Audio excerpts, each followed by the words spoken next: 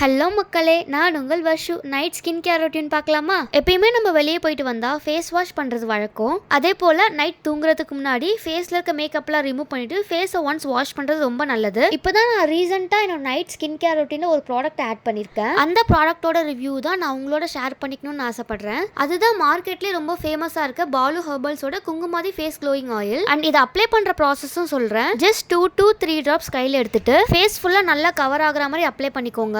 நம்மளுடைய forehead, nose, seeks எல்லா இடத்துலையும் கவர் ஆகுற மாதிரி நல்லா அப்ளை பண்ணிக்கோங்க. நைட் தூங்குறதுக்கு முன்னாடி ஃபேஸில் அப்ளை பண்ணிட்டு படுங்க.